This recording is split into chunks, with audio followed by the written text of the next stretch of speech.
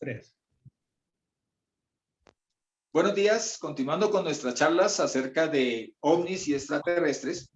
Vimos en el estudio anterior que estábamos estableciendo que estos llamados ovnis realmente corresponden, deben corresponder y bíblicamente se explican a partir de seres espirituales, estrellas, Kohabim, que corresponden también a seres de luz, seres luminosos.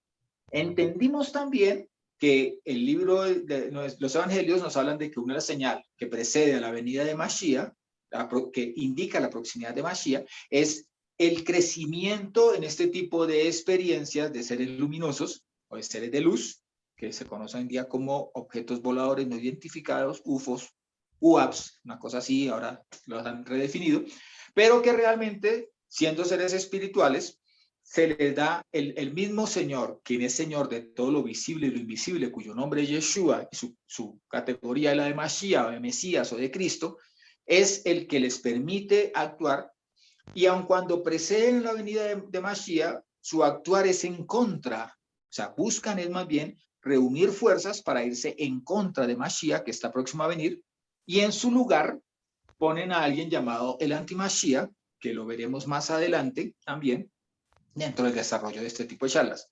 Porque no crean que este fenómeno inexplicable que ha despertado tanta atención, ni pasa inadvertido en las escrituras, punto uno, ni es tan insignificante para los tiempos que se nos avecinan, que es la venida de Mashiach, el juicio y, desde luego, para nosotros los creyentes, la vida eterna con Mashiach. Entonces, estábamos leyendo y decíamos que dice que es como en los tiempos de Noé. Y leíamos que en los tiempos de Noé se casaban y se daban en casamiento con, y la palabra griega no define con quiénes, pero que al mirar el libro de Enoch y también Génesis 6, 1 al 8, o Génesis 6 en el 1, se establece que las mujeres se entregaban en casamiento, o sea, bajo relación sexual, con esos seres espirituales que eran de la línea de los querubín, que corresponden a una categoría llamada los Irim, que habían sido puestos, se llama Irim porque significa guardián, vigilante, Gregorio en griego, y que significa los que están como puestos para cuidar, portero, ya de esa manera, vigilante, seguridad, algo por el estilo.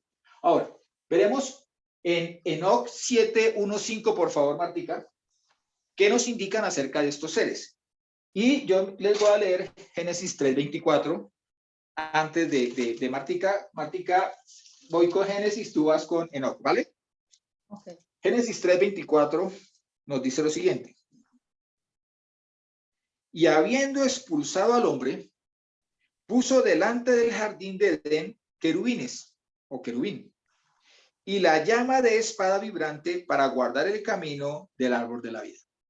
Esta es una llama de espada y utiliza la palabra en la versión de Jerusalén, vibrante, pero está acompañada por los Irim, que eran los vigilantes. Enoch 7, por favor, Martica. Enoch 7, del 1 al 5 dice, todos y sus jefes tomaron para sí mujeres, está hablando de los Irim, y cada uno escogió entre todas y comenzaron a entrar en ellas y a contaminarse con ellas, a enseñarles la brujería, la magia y el corte de raíces y a enseñarles sobre las plantas. Quedaron embarazadas de ellos y parieron gigantes de unos 3,000 codos de altura que nacieron sobre la tierra y conforme a su niñez crecieron y devoraban el trabajo de todos los hijos de los hombres hasta que los humanos ya no lograban abastecerles. Entonces los gigantes se volvieron contra los humanos para matarlos y devorarlos y empezaron a pecar contra todos los pájaros del cielo, contra todas las bestias de la tierra, contra los reptiles y contra los peces del mar, y se devoraban los unos la carne de los otros y bebían sangre. Allí nos está resumiendo el hecho, o sea, completo, entre los Irim tienen relaciones sexuales con las mujeres, pero mira una cosa que hacen, en compensación, o sea, la paga por el sexo era, les enseñaban diferentes ciencias que a ellos les habían sido dadas para que se las entregaran al hombre en oportunidad, según lo fuese ordenando el Elohim, nuestro Elohim, Jehová. Pero aquí se corrompen y la utilizan como moneda de intercambio, el conocimiento. Tengas en cuenta una cosa. Una de las frases que más vamos a escuchar cuando hablemos de las características de los Irim, es que enseñaban. Ellos conocen de tiempo atrás el valor de la educación, lo que es dominar la enseñanza, como cuando tú dominas la instrucción y la enseñanza, dominas a los otros. Formas a tu manera o deformas a tu manera al receptor. Entonces, le enseñan un montón de cosas y en contraprestación, las mujeres, por voluntad propia o por beneficio de una familia o de un padre de familia, entregaba a su hija o cosas así, incluso a sus esposas, tenían relaciones sexuales y nacieron gigantes. ¿Qué pasa con estos gigantes? Bueno, utiliza la palabra 3.000 codos, puede ser desde 30, 300, 3.000 codos, el número puede ser cualquiera de estos, pero habla de gran tamaño. Y los hombres empezaban, semejante tamaño, podían aplastar a un hombre con un solo manotazo, como quien mata un zancudito, y se fue. Entonces, empiezan por temor. Tengan muy en cuenta esto. Los alimentaban, les daban fuerza, porque si ellos no comían, se iban a debilitar. Les daban alimento y ese alimento que les daban era el temor. O sea, ellos temían y lo daban. Pero cuando el hombre ya, por mucho que se esforzara, por mucho que procurara, no consiguió alimentarlos como ellos esperaban, entonces ellos se vinieron contra los hombres y empezaron contra las bestias, contra las aves, contra todo lo que se movía. Y es por eso que el diluvio no cae solamente sobre los hombres, cae sobre todo ser, dice la palabra, que tuviese un alma viviente dentro de sí. ¿Ven? Esa fue la consecuencia. Irín es una cosa, querubín es una categoría, Irín es una especie dentro de esa categoría. Descendencia de ellos con las mujeres son los nefilín o los gigantes. Ahora, una preguntita. Cuando los Irín tuvieron relaciones con las mujeres, como ellos son seres espirituales, ¿qué cosa hicieron? ¿Se manifestaron o poseyeron cuerpos de hombres o cuerpos para poder hacer ese tipo de plan, ¿no? Porque ahí estaban quebrando una ley del Eterno. Se materializaron. Hoy vamos a ver de manera superficial esas características y una de ellas es que cambian de forma a gusto, a su placer. Entonces vamos a suponer, iba a tener relaciones con una gallina. Entonces se hacía y tomaba cuerpo de gallo. Iba a tener relaciones con un pez. Vamos a suponer con una tiburona, si es que existe esa palabra, una tiburón mujer, una tiburón hembra. Pues se hacía tiburón macho. Incluso, y lo que digo, lo veremos más adelante, en algunos mitos o algunas creencias o leyendas de indígenas, sobre todo de la zona norte de México y Norteamérica, se creía que las sacaban de la tierra, se las llevaban de la tierra, y en las regiones celestes, ellas tomaban la forma que ellos querían. ¿Sí? Se acoplaban de una manera allí en ese plano, y volvían otras a la tierra ya embarazadas. ¿Para qué? Para salvaguardar, según lo que más o menos se narra allí, salvaguardar el ser que se estaba estando dentro de ellos, el gigante. O sea, para que vean que no está desconectada de la palabra, todo ese tipo de cosas. Estamos hablando de una leyenda americana. Ahora, ¿qué nos dice Enoc 10, 8 al 14? Enoc 10, del 8 al 14. Toda la tierra ha sido corrompida por medio de las obras que fueron enseñadas por Asael. Impútale entonces todo pecado. Y el Señor... Sí. ¿Hasta cuál? Sí, hasta el 14. Sí, sigue. Y el Señor dijo a Gabriel: procede contra los bastardos y réprobos hijos de la fornicación, y haz desaparecer a los hijos de los vigilantes de entre los humanos, y hazlos entrar en una guerra de destrucción, pues no habrá para ellos muchos días. Ninguna petición en su favor será concedida, pues esperan vivir una vida eterna. o que cada uno viva 500 años. Y a Miguel le dijo el Señor, ve y anuncia a Chemihasa y a todos sus cómplices que se unieron con mujeres y se contaminaron con ellas en su impureza, que sus hijos perecerán y ellos verán la destrucción de sus queridos. Encadénalos durante 70 generaciones en los valles de la tierra hasta el gran día del juicio, para que ellos, hasta el gran día del juicio. En esos días se les llevará al abismo de fuego, a los tormentos y al encierro en la prisión eterna. Todo el que sea condenado estará perdido de ahí en adelante y será encadenado con ellos hasta la destrucción de su generación. Y en la época del juicio que yo juzgaré, perecerán por todas las generaciones. Está marcando, dice, miren, estos han hecho pecar al ser humano. Yo les decía que tuviéramos muy en cuenta a Asael y a Chemihasa. Chemihasa como líder y Asael como alguien que, al parecer, según vamos a ver en el avance del estudio, reemplaza, depone, quita a Chemihasa y se pone en el lugar de Chemihasa como líder de estos Irín caídos, o los Irín que han fecundado a las mujeres. Entonces, tienen hijos gigantes. Entonces, ante el clamor de que los seres humanos estaban siendo atropellados, estaban siendo violentados, asesinados por estos gigantes, el Señor envía condena sobre los Irín, sobre los gigantes, pero miren qué condena la que dice allí. Dice que un día esos Irín están en prisiones. Miren, por eso estas prisiones son diferentes a la Gehenna, porque dice que estarán en prisiones hasta el día del gran juicio.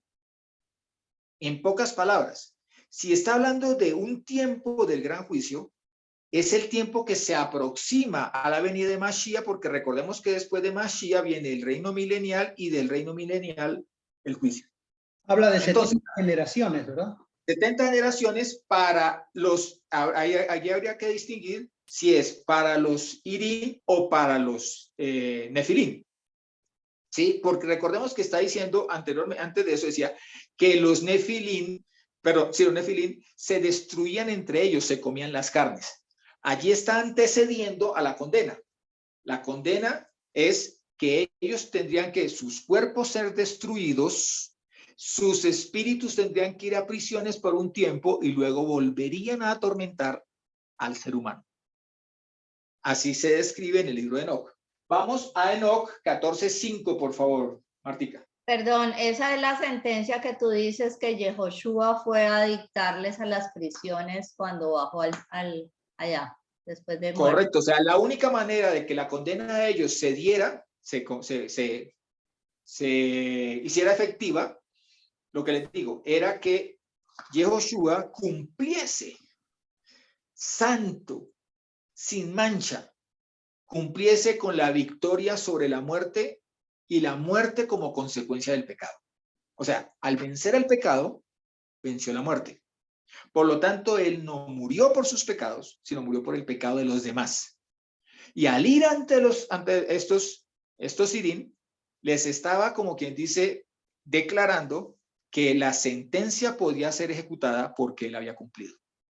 Y esa sentencia es la que acabas de leer, que ellos una vez salgan a juicio, los Irín, salen. Antes del juicio pueden salir, ¿sí? Pero salen sabiendo que no tienen vuelta, que ellos ya no tienen modo de evadirse de esa condena. Su condena va a ser prisiones, ahí sí, prisiones eternas. ¿Sí? Que vendrán, y lo que dice allí es muy claro, dice, y los hombres que hagan, que los acompañen a ellos en su empresa, llamémoslo ilegal porque es fuera de la Torá, tendrán que ir a las mismas prisiones. Los seres humanos que vayan con ellos en ellos.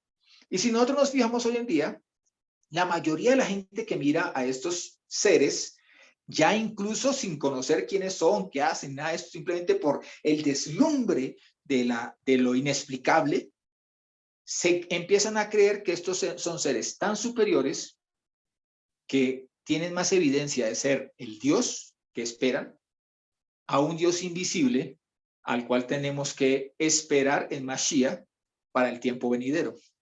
Esto es como dicen en algunas partes, el que primero golpea, golpea dos veces. El que primero aparece que aparece además, vuelvo y les digo, porque así lo autoriza Yehoshua, aparece para engañar, porque además son liderados por el padre del engaño y la mentira. Perdón, Mauricio, pero tú nos habías hablado que las 70 generaciones había sido hasta el tiempo de Mashiach. Sí, pero ese es lo corresponde para los gigantes. Ah, ok. Por eso decíamos que, porque anteriormente tú puedes ver todo la historia de los patriarcas y la historia de los profetas y todo ese tipo, toda la historia en las escrituras, y nadie echa fuera un demonio, nadie echa fuera un espíritu, hasta el tiempo de Mashiach. Y después del tiempo de Mashiach nos dice a nosotros que nos faculta para echar fuera esos espíritus. Una pregunta. Por ejemplo, Yeshua llamó claramente a uno de los fariseos que ellos no eran hijos de Elohim, sino hijos del diablo, porque la voluntad de su padre hacían, ¿verdad? Inclusive enfatizó de que querían matarlo a él, porque contaba la verdad. Entonces, mi pregunta es esta. Satanás también es un Irim, ¿verdad? Caído. Es un querubín, señor. Querubín, pero bueno, es caído, como los otros ángeles caídos. Entonces, en el verso 14 de Enoch, el que acabamos de leer, el Señor dice, no, todo el que sea condenado. Está hablando de los dos, de los humanos y de los ángeles. Sí. Todo el que sea condenado estará perdido de ahí en adelante, dice, y será encadenado con ellos, o sea, con los Irim, hasta la destrucción de su generación. ¿Ok? Y en la época del juicio que yo juzgaré, perecerán por todas las generaciones. Pero ahí sí ya habla específicamente de los hombres que lo acompañan. Veremos en el desarrollo en la próxima. Bueno, les digo, tenemos mucho tema, gracias al Señor, esto es un tema bastante amplio, para que no queden dudas tenemos que desarrollarlo todo, pero debemos entender que en Apocalipsis también dice que luego de la guerra de Gog y Magog, al finalizar el milenio del reinado de Mashiach, serán enviados los seguidores, las naciones que sigan a Anti-Mashiach, serán enviados al lago de fuego y azufre que arde eternamente, donde ya estaban allí, o sea, perdón, que sirvan a Satán, donde ya estaban allí el Anti-Mashiach y el falso profeta. ¿Sí? O sea, ya hay espíritus allí en ese lugar antes de que los hombres lleguen. Pero cuando los hombres lleguen, sí, para los hombres habrá lo que llamaríamos una aniquilación. Yo les decía, en derecho, como las cosas se hacen, se deshacen. Antes de que todo esto existiera, solamente estaba Mashiach. No existía, perdón, solamente estaba Yehoshua. Y luego, como primicia, está Mashiach, crea Mashiach. Entonces, lo mismo puede pasar. O sea, los espíritus dice la gente, no, es que no, ¿quién puede aniquilar un espíritu? Pues aquel que los hizo. Puede eliminarlos por completo. Así como no podemos explicar si supuestamente la materia no se crea ni se destruye, sino que solamente se transforma, cómo es que la tierra y el cielo se recoge y desaparece como si fuera aniquilada, eliminada, desaparece, simplemente desaparece. Entonces, ¿por qué? Porque fue el creador, es el mismo que puede, valga la palabra, descrearlo. ¿Ve? Eso puede suceder para los hombres, porque los hombres fueron hechos para morir. O sea, nacemos para morir. Los seres espirituales fueron hechos, y dice, vamos a entrar más adelante, para que tuviesen una vida eterna. ¿Por qué? Porque es que cuando nosotros estemos con Mashiach, en la vida eterna no significa que los seres espirituales vayan a desaparecer. No, ellos siguen con nosotros. Ellos fueron hechos para vida eterna. Ahora, ¿qué nos dice en el mismo, segunda de Pedro 2:4? ¿Lo tienes a la mano, Luigi? ¿O si me lo regalas? Segunda de Pedro 2:4. Dame un minuto. Dale. Leímos en Enoch 14:5. Ah, sí, por favor, dale con Enoch 14:5 y Luigi vas con segunda de Pedro 2:4. Enoch 14:5 dice, porque ha sido decretada la sentencia para encadenaros en las prisiones de la tierra por toda la eternidad. Eso es para los Sirim. ¿Mm? Esa parte es la transmisión de la sentencia para los sirim. Vamos, Luigi, por favor, segunda de Pedro 2:4. Dice, porque Dios no perdonó a los ángeles que pecaron, sino que los precipitó en el infierno y los sumergió en el abismo de las tinieblas, donde están reservados para el juicio. Y recordemos que Primera de Pedro nos ha dicho que él fue y les emanó una sentencia, les dice una proclamación, les proclamó una sentencia a los ruajim que se encuentran en las prisiones. Entonces, ¿han sido condenados a prisiones? Yo les digo, sí, están condenados a prisiones, pero saldrán un tiempo a engañar, a acompañar a su patrón, a su jefe, que es Hasatán, el padre de mentira y de engaño, y luego serán enviados a prisiones eternas, allí sí, a la gehenna eterna, para siempre. No habrá término para su sufrimiento.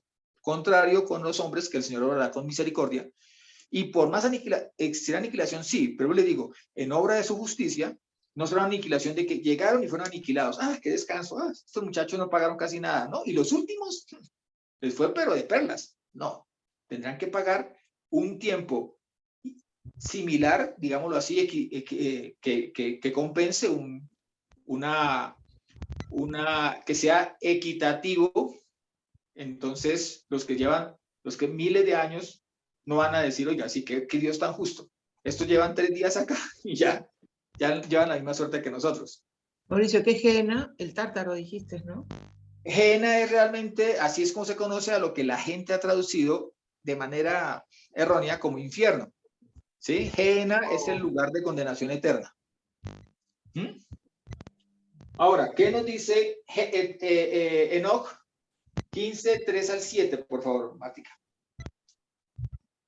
¿Por qué habéis abandonado el cielo alto, santo y eterno? Os habéis acostado con mujeres y profanado a vosotros mismos con las hijas de los hombres y tomado esposas como los hijos de la tierra, y habéis engendrado hijos gigantes. Vosotros que fuisteis santos espirituales viviendo una vida eterna, os habéis manchado con la sangre de las mujeres y habéis engendrado con la sangre de la carne. Y como los hijos del hombre habéis deseado después carne y sangre como aquellos que mueren y perecen.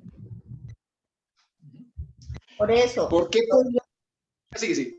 Por eso yo les he dado a ellos mujeres para que las fecunden y engendren hijos por ellas y para que así no falten ellos sobre la tierra. En cuanto a vosotros, fuisteis primero espirituales, viviendo una vida eterna, inmortal por todas las generaciones del mundo. Por ello no se os han atribuido mujeres, pues la morada de los espíritus del cielo es el cielo. Allí está resumido todo lo que ya hemos hablado, pero quiero hacer énfasis en esto. La morada de los espíritus del cielo o los celestiales es en los lugares celestiales.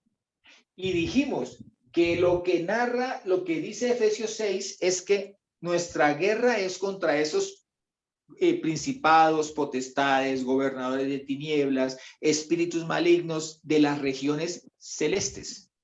Su lugar de domicilio, dijimos, son las regiones celestes. Ahora, tengamos en cuenta que existe la región celeste, el trono del Eterno, donde están los ángeles que le son obedientes, que le adoran, el firmamento y la raquia, que corresponde tanto a ese firmamento universo extratierra, como el cielo, que va de la superficie de la tierra hasta los 134.000 kilómetros, me parece que son, que corresponden supuestamente a la zona que se ve afectada por la tierra misma.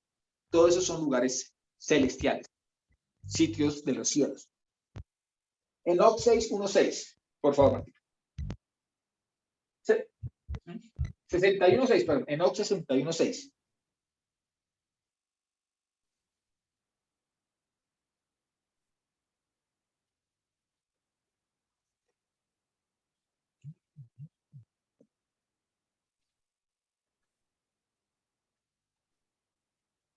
Marta, tu audio.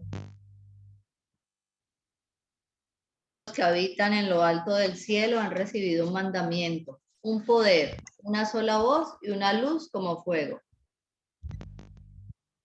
Han recibido 4 cosas y no les han sido quitadas. ¿Sí?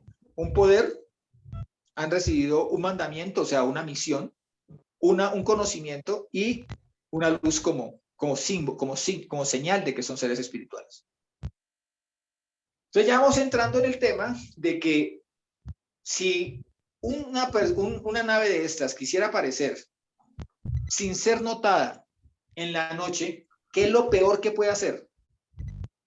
Encender las luces. Hacerse notar con las luces. Ajá. ¿Qué es lo que más sucede?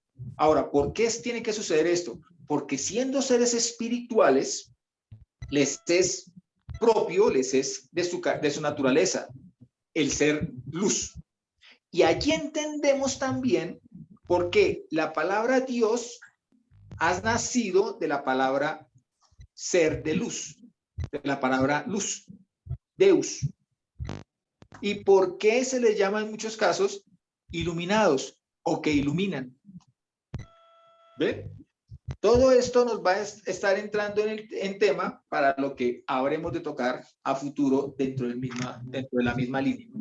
Ahora, si nosotros tenemos que ver esos seres, que acaba de decir que son seres espirituales, que son de luz, y dentro de esos seres espirituales una categoría ya denominada los querubín, como seres que se manifiestan en este plano también, se pueden manifestar en este plano. Debemos entender que los querubín tienen características que los distinguen de los demás, ¿sí? Querub también significa un todo, o sea, que tienen fuerza además de autoridad, tienen mucha fuerza. Y a lo mejor esa fuerza los lleva a convertirse en dominadores, en querer dominar. Pero no solamente eso, tiene la característica de que el querubín se le ha dado un conocimiento profundo, específico, sobre un tema. Por eso ellos lo enseñan, no enseñan todos los temas, enseñan un tema. Y sobre ese tema tienen todo el conocimiento que pueda tenerse sobre él. Ahora, dentro de los querubín existen no solamente los sirim, también tenemos como ejemplo a Satán, como un querubín de luz también. Recordemos que su nombre era el de portador de la luz. ¿Sí?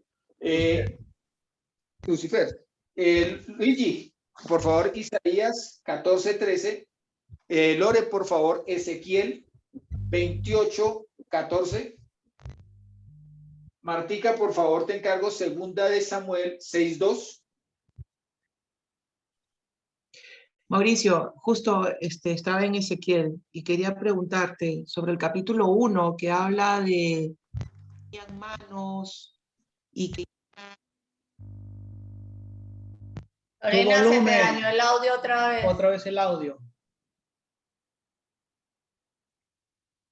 Te va a tocar acercarte bien al teléfono. Así desconecte la cámara. No. Yo te digo, si quieres, desconecta cámara y te acercas al micrófono. A ver qué pasa. ¿Me escuchan? Sí. Perfectamente.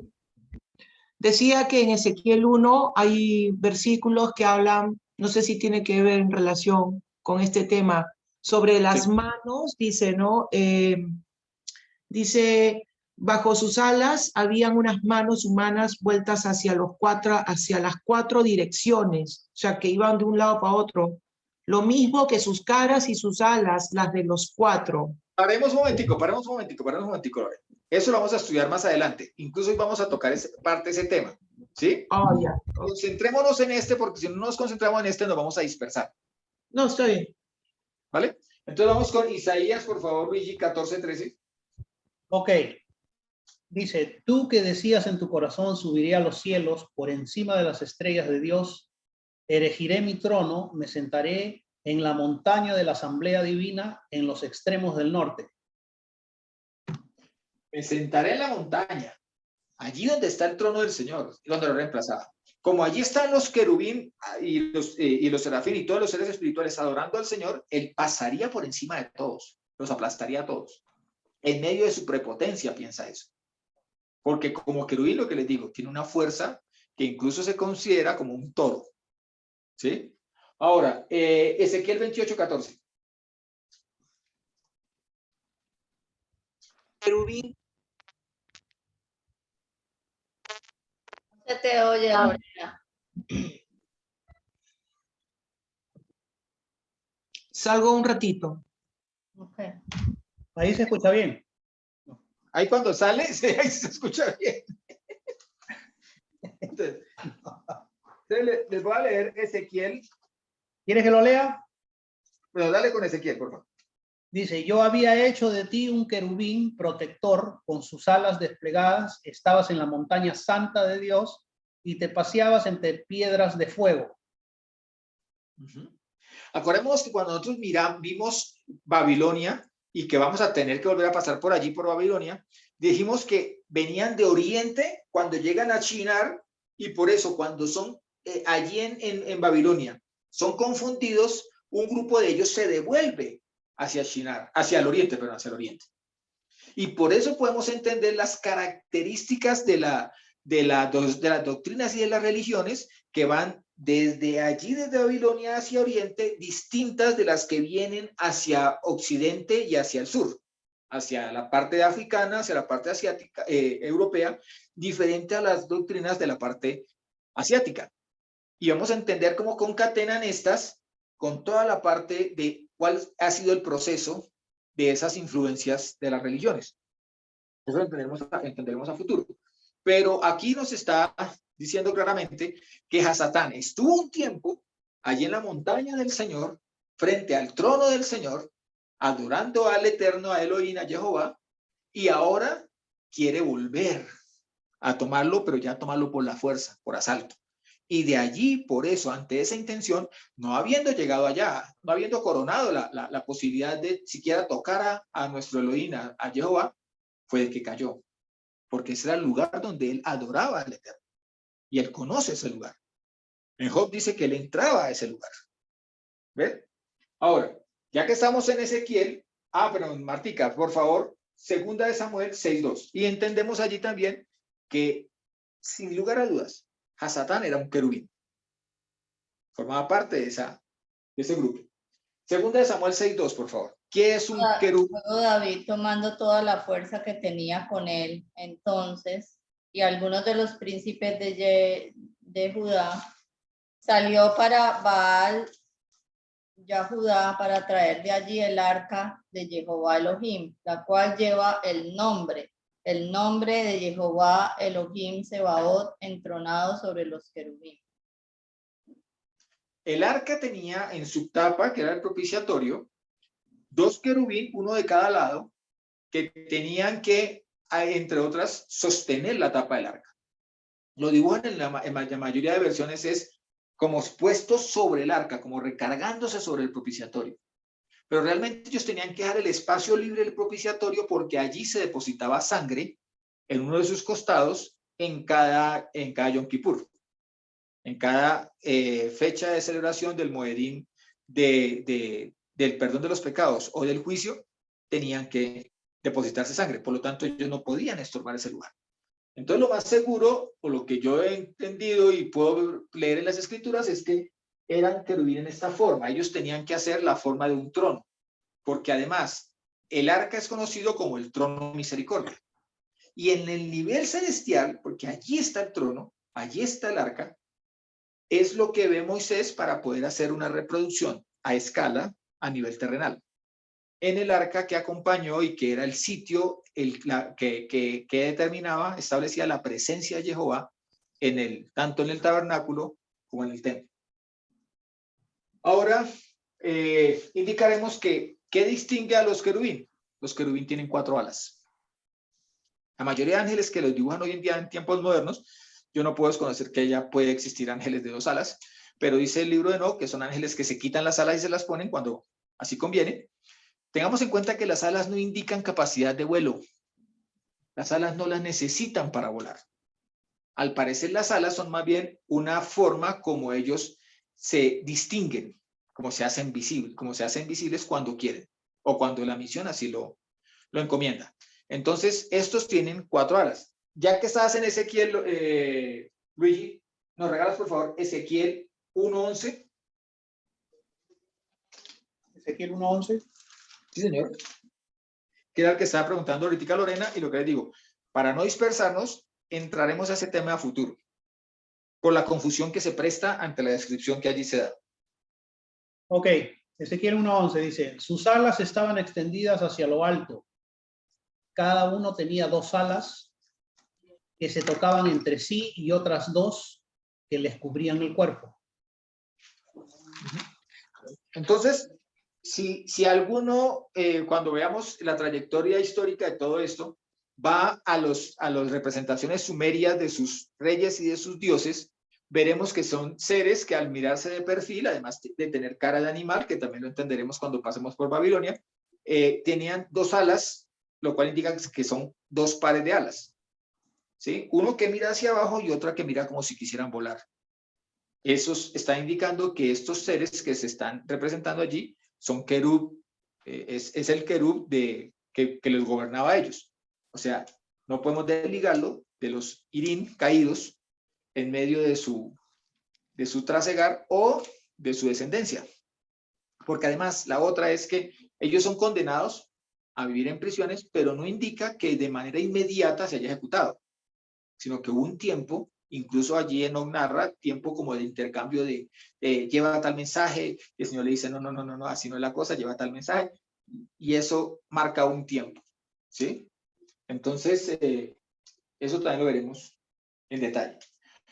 Lo distingue de los serafín, de que los serafín tienen 6 alas, contrario a las 4 de los querubín. Isaías 6:2 nos dice, unos serafines, ya da el nombre, o serafín, se mantenían erguidos por encima de él, de la presencia de Jehová. Cada uno tenía 6 alas.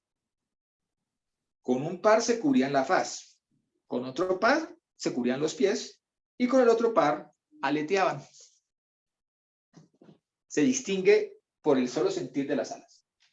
Entonces, Luigi, vamos a Apocalipsis, por favor. Apocalipsis 9, 1 al 3, por favor. Sí. Apocalipsis 9, el 1 al 3. dice, cuando el quinto ángel tocó la trompeta, vi una estrella que había caído del cielo a la tierra. La estrella recibió la llave del pozo del abismo. Y cuando abrió el pozo, comenzó a subir un humo como el de gran horno, que oscureció el sol y el aire. Del humo salieron langostas que se extendieron por toda la tierra, y éstas recibieron un poder como el que tienen los escorpiones de la tierra.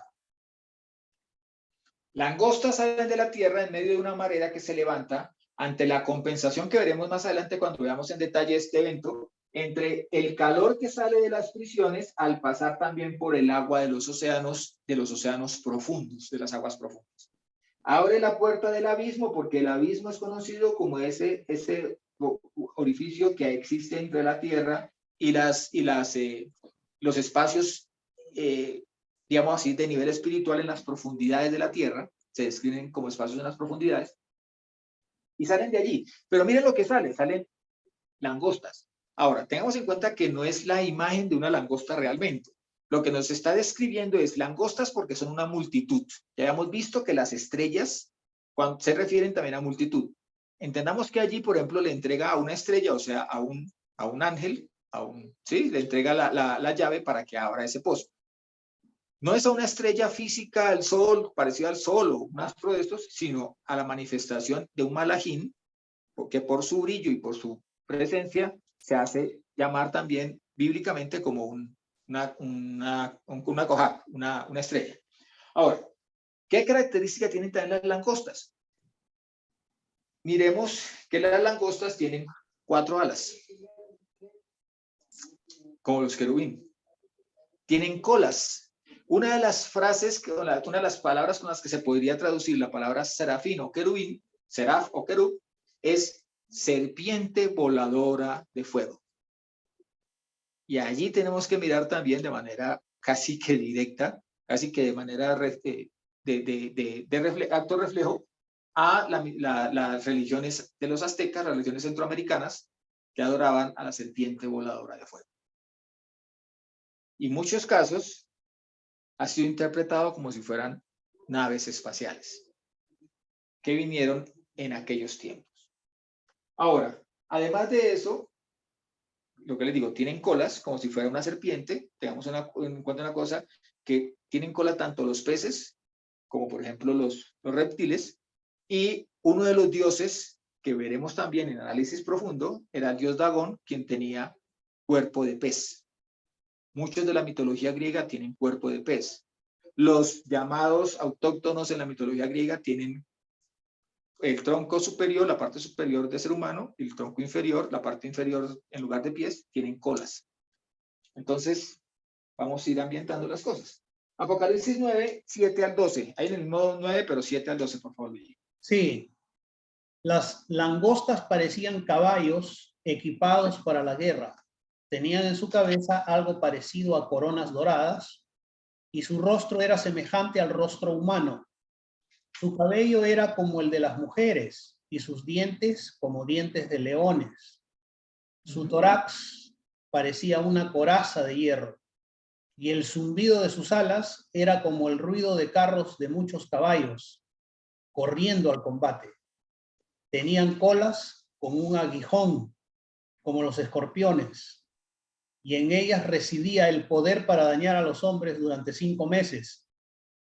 Su rey era el ángel del abismo, cuyo nombre es Destructor, Abadón, en hebreo, Apolión. No, perdón, Abadón en hebreo y Apolión en griego. La primera calamidad ha pasado, pero sepan que todavía faltan 2 más. Apolión significa el destructor. También podríamos mirarlo en la mitología hindú como Krishna, porque Krishna es el destructor de mundos. Entonces, el que lidera a estos seres que salen de lo profundo de esta humareda es el destructor. Apolos, Krishna o cualquiera de sus manifestaciones, pero esto es un espíritu que ha estado influyendo en las doctrinas que abarcan toda la tierra. Ahora, para que entendamos que por qué tenían apariencia como cara de hombre, como rostro de hombre, simplemente vamos a mirar lo superficial, vamos a entrar en el siguiente estudio, ya estudiarlo más en detalle. En Ezequiel 1:5 dice: había en el centro como una forma de 4 seres, cuyo aspecto era el siguiente: tenían forma humana. Cuyo aspecto, cuya apariencia, cuya forma visible tenía apariencia humana.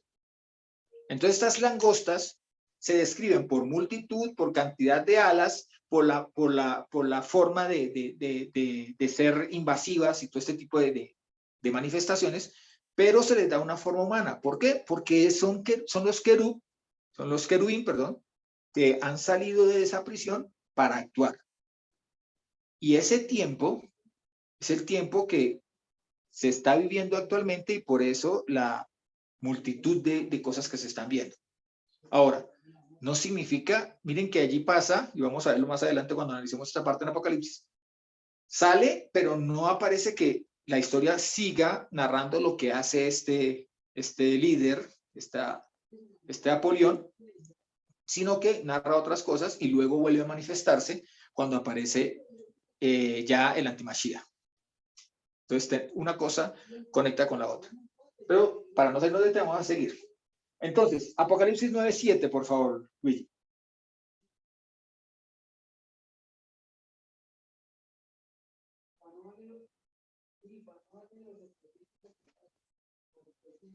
Luigi, ¿no se escucha? Oh, perdón. Dale. Las langostas parecían caballos equipados para la guerra. Tenían en su cabeza algo parecido a coronas doradas y su rostro era semejante al rostro humano. Tienen unas corazas y tienen unas coronas metálicas. Son de metal. Son resplandecientes de ese metal. Y los describe. Ahora, Apocalipsis 9:9. Su tórax parecía una coraza de hierro y el zumbido de sus alas era como el ruido de carros de muchos caballos corriendo al combate. Allí combina 2 cosas que tenemos que mirarlas cuando veamos características de ciertas personas que sí han sido testigos de este tipo de eventos de los ovnis. Es el elemento vibracional, zumbidos, ¿sí? Y el elemento metálico. la apariencia metálica que tienen, aun cuando puede ese metal cambiar de forma, en muchos casos, pero en otros casos puede desaparecer de la vista o puede ser incluso solamente detectado a través de ciertos sensores que no corresponden a la vista. Entonces, vamos ambientando para lo que viene. Apocalipsis 9:17a, la primera parte, por favor, Luis, del 17, del 9:17. Dice, en la visión vi así a los caballos y a los jinetes. Los jinetes llevaban corazas de fuego, de jacinto y de azufre. La cabeza de los caballos... ok. No, hasta ahí. Entonces estamos hablando de que en el primer caso es la langosta completa, lo que parece un caballo, pero que tiene corazas, su pecho es como, no dice que sea coraza propiamente, sino que su pecho era como una coraza de metal, mientras que los que lo ocupan, mientras que los que lo controlan, los que manipulan este ser, o lo que parece ser un ser, tienen corazas, ¿sí? De color azufre, de todo ese tipo de cosas, pero tenemos que concentrarnos en el hecho de que son corazas de metales, ¿sí? ¿Por qué nos concentramos en esto? Porque entendamos que hubo uno de los Sirim que enseñó específicamente a manipular los metales y tuvieron un fin, hacer esa manipulación de metales, y era esclavizar, explotar y gobernar a los demás seres humanos, recibir adoración de los demás seres humanos. Y cuando hagamos el recorrido de las consecuencias de la rebeldía de estos Sirim, también tendremos que ver estos eventos ya más en detalle. Entonces, por favor, Martica, Enoc 8:1. Y Asael enseñó a los hombres a fabricar espadas de hierro y corazas de cobre, y les mostró cómo se extrae y se trabaja el oro hasta dejarlo listo, y en lo que respecta a la plata, a repujarla para brazaletes y otros adornos. A las mujeres les enseñó sobre el antimonio, el maquillaje de los ojos, las piedras preciosas y las tinturas. Enseñaron en este ser, Asael, tenía la capacidad, y por eso creo que más adelante cuando veamos, él va a estar por encima de su líder inicial, que era Shemi-Hazar, le enseña las armas, el metal y la forma como realzar los atributos para seducir, en el caso de las mujeres.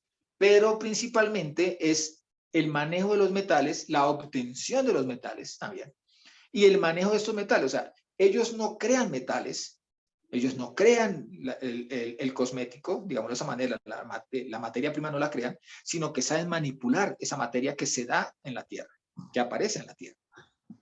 Entonces, vuelvo a lo mismo, traicionan el ministerio, el llamado que se les ha hecho de ir a instruir al hombre, lo convierten en un negocio y además lo pervierten. Porque ya no es el arma el metal para hacer un sartén, para hacer freír un huevo, sino para hacer espadas, escudos y corazas para subyugar al otro ser humano. ¿Qué dice Enoc 13:1-2?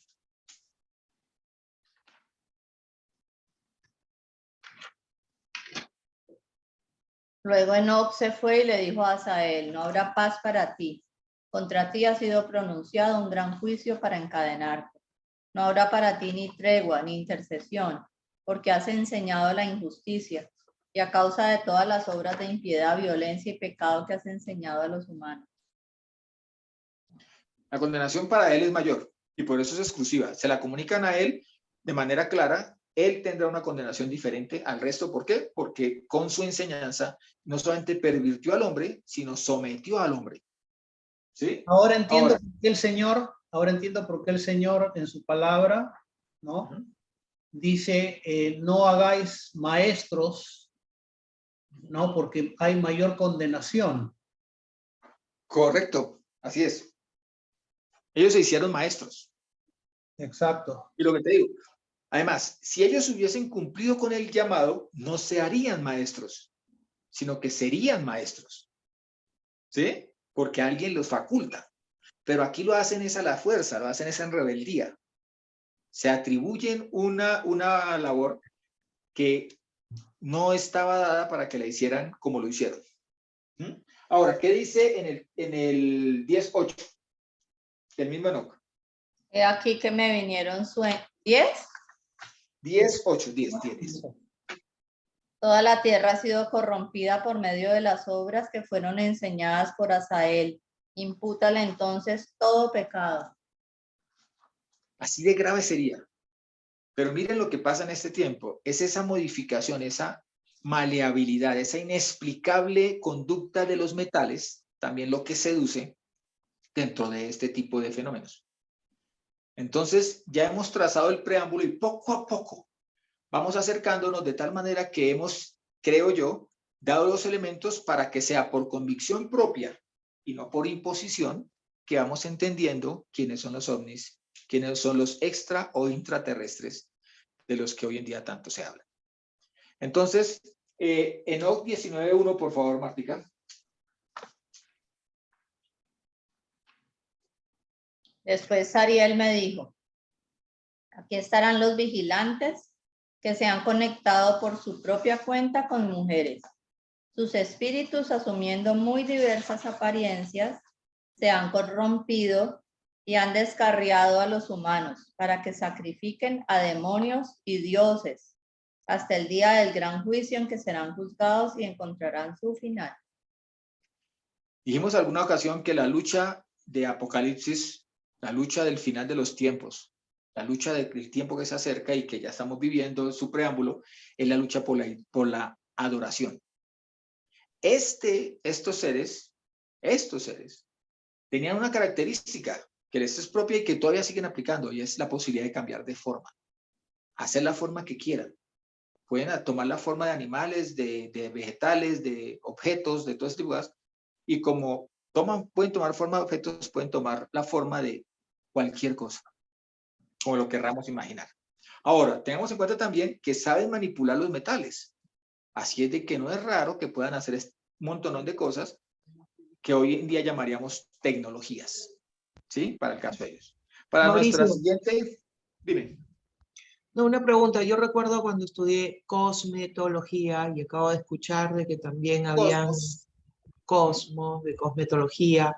Nos dijeron en la escuela que los egipcios habían inventado, por ejemplo, la henna, que es para ponérselo debajo de los ojos, para protección de las tormentas de arena, el desierto, y que de ahí empezó, digamos, la cosmética, el maquillaje para las mujeres, ¿no? Lo que estoy entendiendo es que dices tú que estos seres, o sea, en este caso los egipcios tenían ese conocimiento de parte de estos seres, o sea, yendo más allá de lo que nos enseñaron, yendo al punto Correcto, original. y vamos lo que te digo, veremos, y yo sé que aquí hay mucha tela para cortar, pero entenderemos lo que te digo, cuando veamos el proceso que se narra no solamente a través de la historia bíblica, sino que se conecta con otras historias, veremos el proceso que llevaron y en qué pueblos concentraron, o más bien, no concentraron, pusieron el germen para que se dispersara. ¿Sí? Porque si, por ejemplo, yo alguna vez seguía a una niña que me encantaba en un programa de televisión que enseñaba remedios caseros, ¿sí? Fórmulas caseras, y ella hablaba mucho esto es un remedio de los ayurvedas. Es antiquísimo de los ayurvedas, ¿sí? Entonces, le quitaba esa facultad a los egipcios y se la daba a los ayurvedas. Pero es que allí vamos a entender de que no están distantes estos dos pueblos. ¿Sí? Pero es muy interesante que a los hebreos no les sucedía eso. O sea, no les enseñaron nada a los israelitas. Se supone que el primer, ¿cómo le llamaríamos? El primer paro laboral, primer cese de labores sindicales, lo hicieron los hebreos porque no tenían maquillaje para protegerse del sol mientras hacían labores en Egipto. Pero los egipcios sí eran los que tenían los cosméticos, eran los que tenían los maquillaje, que además les servía de protección del sol. Se tienen que tenerlo en cuenta. Ahora, ¿qué vamos a ver en lo que viene? Lo más próximo es profundizar en los extraterrestres o intraterrestres, además de que ¿qué son? Hemos definido que pueden ser espíritus, mucho, son espíritus. Y debemos definir también esas características de esos espíritus y qué son los ovnis y qué son esos seres que los ocupan. Me parece que le llaman los grises, para poder seguir avanzando en el conocimiento de esta temática. Ahora, Lore, por favor, te encargo Efesios 18:23. Martica, por favor, Primera de Pedro 3:22. Y Luigi, para rematar, Filipenses 2, del 8 al 15. Y damos por terminada. Es Efesios 1, 18 al 23. 1, 18 al 23, pero no 18 al 23. Sí.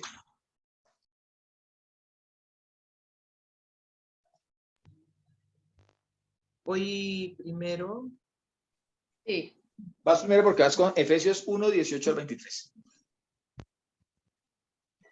Ok, un segundo.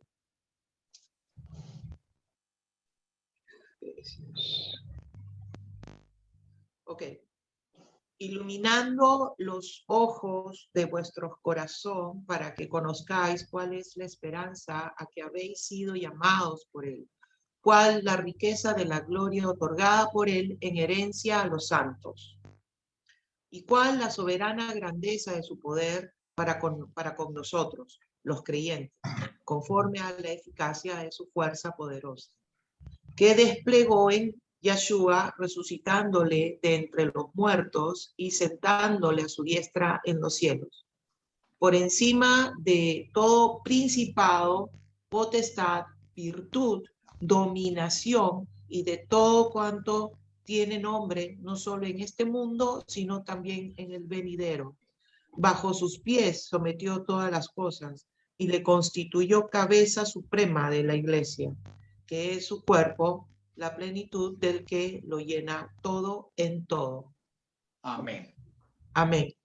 Primera de Pedro 3:22, por favor, Martica. ¿Primera de Pedro? No. Sí, Primera de Pedro 3:22. Primera de Pedro 3:22 dice: Él ha ido al cielo y está a la mano derecha de Jehová, con Malahim, autoridades y poderes sujetos a él. Todo le está sujeto. ¿Por qué hemos de temer? ¿Por qué hemos de ver el poder de este tipo de cosas? ¿O cuánta duda siembra en medio de la humanidad? Si nosotros tenemos al que los gobierna a ellos. Luigi, por favor, Filipenses 2, 8, 15 y nos despedimos. Sí, dice, se humilló hasta aceptar por obediencia la muerte y muerte de cruz. Por eso Dios lo exaltó y le dio el nombre que está sobre todo nombre, para que al nombre de Yeshua se doble toda rodilla en el cielo y en la tierra y en los abismos, y toda lengua proclame para gloria de Elohim Padre, Yeshua es el Adón. Por eso, queridos míos, ustedes que siempre me han obedecido, trabajen por su salvación con temor y temblor. No solamente cuando estoy entre ustedes, sino mucho más ahora que estoy ausente. Porque Elohim es el que produce en ustedes el querer y el hacer conforme a su designio de amor. Procedan en todo sin murmuraciones ni discusiones. Así serán irreprochables y puros, hijos de Elohim sin mancha, en medio de una generación extraviada y pervertida, dentro de la cual ustedes brillan como haces de luz en el mundo. Amén. Ese es nuestro llamado, es nuestra misión. Y debemos reconocer que si eres el Señor de todo, es el Señor de nuestras vidas, y ese camino es el que debemos tomar. Ser luz en medio de tinieblas. Amén. Bendiciones. Shalom, hermano. Amén. Amén. Hasta la próxima.